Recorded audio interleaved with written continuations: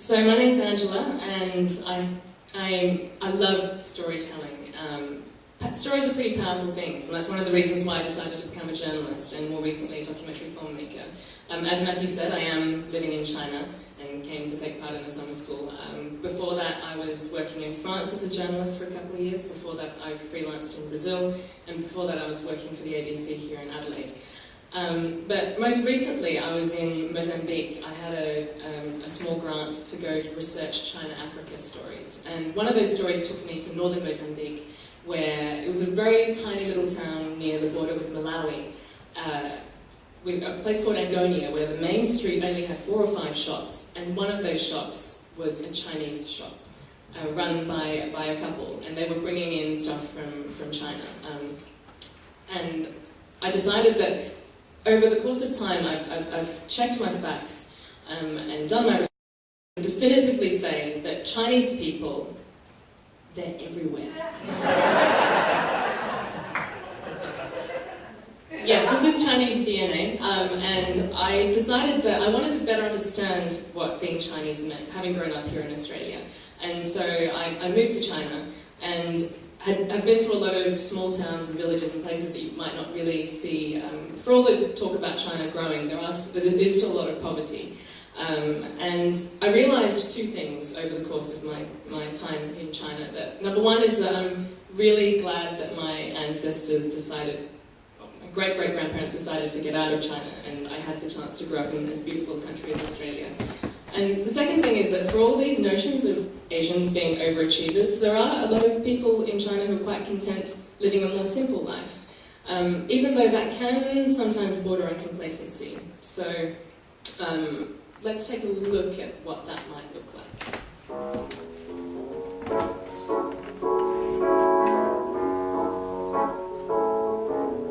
Taking away the moments that make up a dull day, fritter and waste the hours in an offhand way,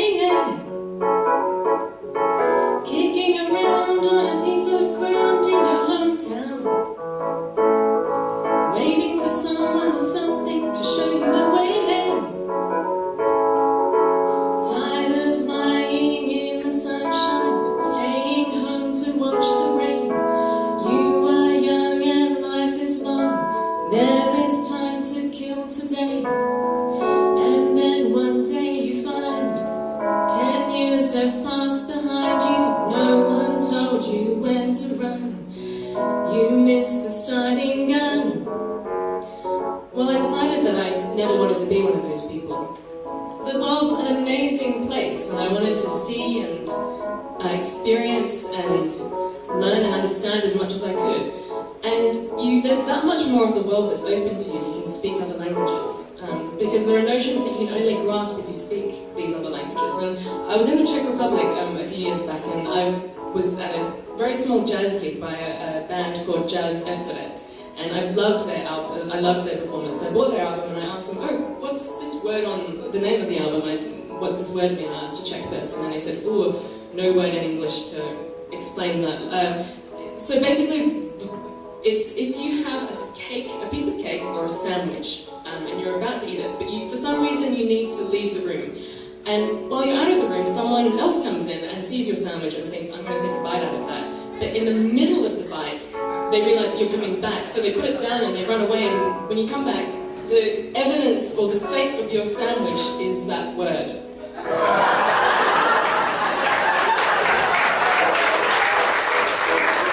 I guess there must be a lot of hungry, sneaky people in the Czech Republic. But anyway, the world is that much richer a place, the more ways you have of expressing yourself in it. And that can be through a song or through cabaret. Anyway, getting back to the point, I knew that I just didn't want to wake up and find myself in this scenario.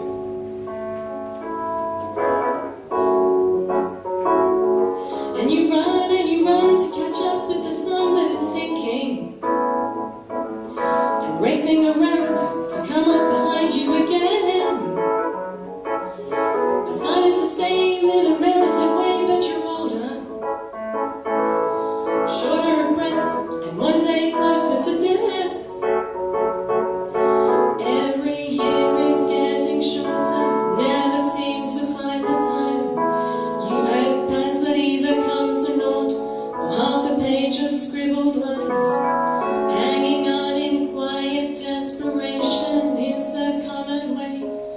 time is gone.